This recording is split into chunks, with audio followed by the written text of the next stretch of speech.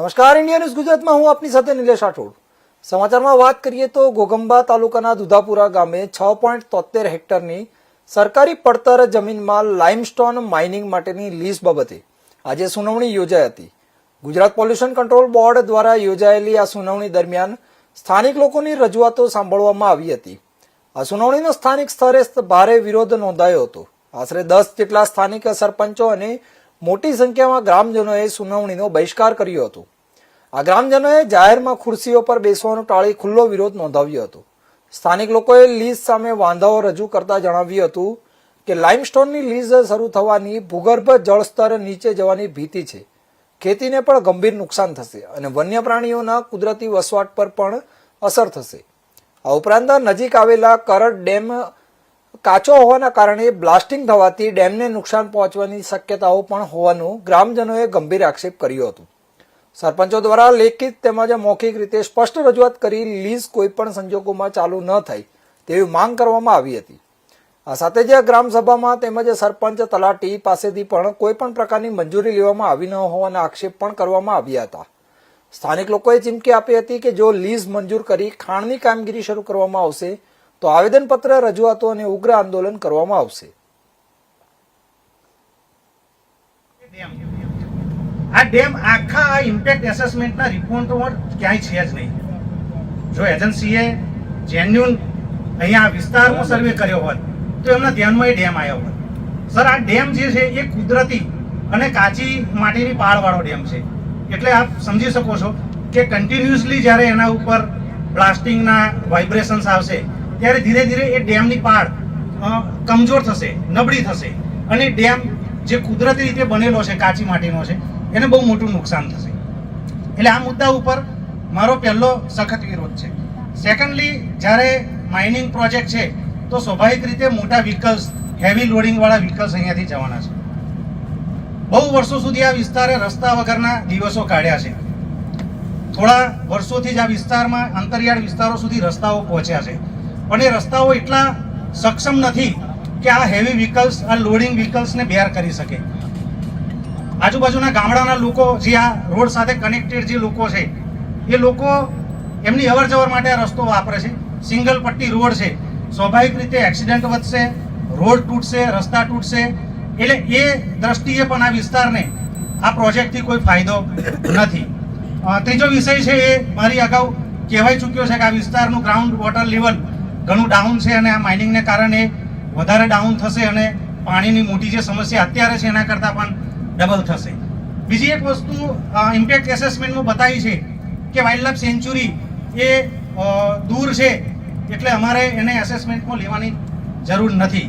પણ sir, wild life century સિવાયનો જે વાઇલ્ડ લાઈફ સેન્ચ્યુરીને કનેક્ટેડ જે પશુઓ છે એ પશુઓના જે રસ્તાઓ છે એ આઉટ ઓફ સેન્ચ્યુરી છે. મતલબ કે અમારા આ વિસ્તાર સુધી પણ એ પશુઓનું અવર જવર રહેતી હોય છે. તો સ્વાભાવિક રીતે સેન્ચ્યુરી ભલે 16 કિલોમીટર દૂર છે પણ એમના માટે તો જ્યાં ખુલ્લું છે એમનો જ વિસ્તાર છે. એટલે સ્વાભાવિક રીતે આ વિસ્તારને અહીંથી પણ અંદરના વિસ્તાર સુધી એ લોકોની અવર જવર રહેતી હોય છે અને ભૂતકાળમાં એ વસ્તુ ફોરેસ્ટ અને લોકોએ જોઈ છે. આ બધી વસ્તુઓ આ વિસ્તારના લોકો માટે છે. આપનું રોજગારીની જે વાત છે, 20 લોકોની રોજગારી, અમારા વિસ્તારના લોકો મહેનતુ લોકો છે. રોજગારી માટે ગામડાઓમાંથી બહાર નીકળી અને 500 કિલોમીટર સુધી જઈ શકે એવા સક્ષમ લોકો છે. 20 લોકોને રોજગારી આપવા માટે આ વિસ્તારના 20 ગામોના પર્યાવરણની પથારી ના ફેરવાય તો સારું છે. કોઈ જરૂર નથી. અમને આવી રોજગારીની જરૂર નથી. 20 લોકોની તો અમે લોકો ફાળો કરીને રોજગારી ઊભી કરી દઈશું સાહેબ. એટલે એ વસ્તુમાં આ વિસ્તારના પર્યાવરણને, આ વિસ્તારના હિતને ધ્યાનમાં રાખીને આ વિસ્તારના લોકો શાંતિથી રહે એના માટે લેખિતમાં પણ મેં મારા મુદ્દાસર વાંધાઓ આપ સાહેબની કચેરી સુધી પહોંચાડ્યા છે. કલેક્ટર કચેરી સુધી પણ પહોંચાડ્યા છે. 12મી તારીખે ગાંધીનગર ઓફિસમાં મારે વાંધો પહોંચી ગયેલો છે સર, ગાંધીનગર. તો મારા વિગતવાર વાંધાઓ છે. વાંધાઓને ધ્યાને લઈ અને ફરીથી હું આ પ્રોજેક્ટના વિરોધ માટે ઊભો થયો છું. મારો સખતમાં સખત વિરોધ છે. હું સમજુ છું કે આ એક ફક્ત પબ્લિક હિયરિંગ છે, અહીંયા કોઈ પરમિશન નથી આપી દેવાની. પરંતુ આ બધા વતીની મારી વિનંતી છે કે પબ્લિક હિયરિંગમાં જે રજૂઆતો થઈ છે એ રજૂઆતો સરકારના ધ્યાને આવે અને આ પ્રોજેક્ટ ત્યાંની ત્યાં અટકે એ અમારા વતીનું કામ આપ કરશો એવી વિનંતી છે. આ માઇલસ્ટોન દુધાપુરામાં આવે છે તો પહેલાં તો દુધાપુરાના ચૂંટાયેલી પાંખ કે જે પંચાયતના સભ્યો કે સરપંચ કે ઉપસરપંચ કે ગામજનો કોઈ જાણતા નથી અને અમારી ગામજનોની જાણ બહાર આ માઇલસ્ટોન બનાવવાના છે. અને આ માઇલસ્ટોન જો અહીંયા આવે તો અહીંયા હવાનું પ્રદૂષણ, પાણીના સ્તર નીચે જતા રહે.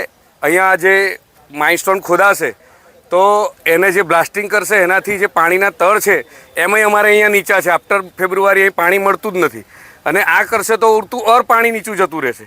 બીજી વસ્તુ કે હવાનું પ્રદૂષણ થશે અને આ લોકો જે પબ્લિકના આરોગ્ય સાથે ચેડા કરે છે, પબ્લિકને કોઈપણ જાતની જાણ કર્યા વગર અત્યારે કોઈપણ અમને અગાઉથી કોઈ જાણ નથી કરી. 2-3 દિવસ પહેલાં આ લોકો આવ્યા અને ખાલી રિક્ષા ફેરવી અને પંચાયતના તલાટીને કોઈ જાણ નહીં કે કોઈ ગામજનોને કે આ બાજુમાં વીરાપુરાની સીમ છે, બાજુમાં ચંદ્રનગરની સીમ છે, બાજુમાં રાયણમુવાડાની સીમ છે, 4 ગામોને જોડતી સીમ છે.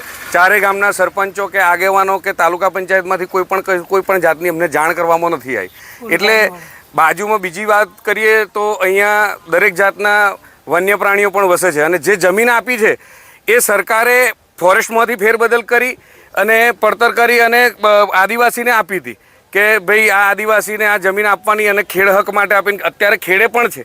તો તમે જમીન આદિવાસીને આપો છો અને પછી તમે જાણ બહાર કોઈ જાણ કર્યા વગર લઈ લો છો તો આ ખોટી વસ્તુ છે. એટલે અમે ગામજનો, આજુબાજુના વિસ્તારના આગેવાનો અને આજુબાજુના ગ્રામ પંચાયતના ગામજનો પણ ખૂબ વિરોધમાં અને સખત અમારો વિરોધ છે.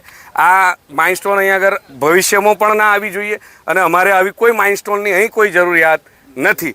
જેથી બાજુમાં આદર્શ નિવાસી શાળા છે, બાજુમાં ચંદ્રનગરની શાળા છે, વીરાપુરાની શાળા છે, બાજુમાં અહીંયા આગળ રેસિડન્સ પણ છે એટલે કે લોકોનું પણ વસે છે અહીંયા આગળ. તો જેના બ્લાસ્ટિંગ થશે અને હવાનું પ્રદૂષણ થશે તો લોકોના આરોગ્ય સાથે પણ ખૂબ ચેડા થશે. એટલે મારી તંત્રને અને વહીવટી તંત્રને પણ નમ્ર અપીલ છે આ ગામના ઉપસરપંચ તરીકે અને મારી સાથે પણ ગામના માજી સરપંચ, માજી તાલુકા પંચાયત સભ્યો, માજી ઉપસરપંચ બધા જ છે. બાજુમાં વીરાપુરાના, ધનેશ્વરના, રાયણમુવાડાના બધા જ લોકો છે. એટલે અમારી તંત્રને એક ખૂબ નમ્ર વિનંતી છે કે આવું અમારી સાથે અન્યાય ના કરશો અને અમારા આદિવાસી ભાઈઓ સાથે પણ આવો અન્યાય કરશો નહીં, જેથી કરીને અમારે કોઈ આવનારા સમયમાં કોઈ આંદોલન કે આવેદનપત્ર કે કોઈ કલેક્ટર કક્ષાએ અમારે બેસવું ના પડે. આટલી વાત કહી મારી વાત પૂરી કરું છું. જી, તમારી શેની રજૂઆત છે, કેમ ભેગા થયા? આજરોજ દુધાપુરા ગ્રામ પંચાયતમાં માઇલસ્ટોનની મંજૂરી આ ગુજરાત પોલ્યુશન કંટ્રોલ બોર્ડ લોક સુનાવણી રાખેલ છે.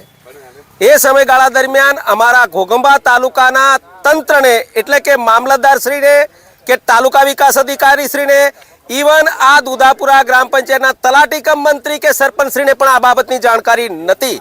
આ તો મીડિયાના માધ્યમથી જાણકારી મળી અને અહીંયા બોર્ડ મારેલું છે.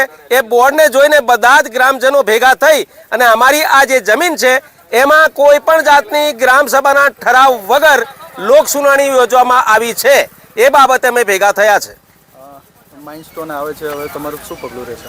માઇલસ્ટોન અમે કોઈ પણ સંજોગોમાં શરૂ થવા દેવા માંગતા નથી, કારણ કે આ વિસ્તારની અંદર વન્ય પ્રાણીઓ પણ આવેલા છે અને આજુબાજુ આ માઇલસ્ટોન જે સ્થાપવાનું થઈ રહ્યું છે એની બાજુમાં 5 કિલોમીટર અંતરની અંદર આદિવાસી વિદ્યાર્થીઓ ભણતી મોટી મોટી સ્કૂલો આવેલી છે અને અહીંયા સર્વ સમાજ વસે છે. સર્વ સમાજના ખેડૂતો આ માઇલસ્ટોન ન બનવા દેવાનું અમે આવેદનપત્ર આપીશું. વડોદરા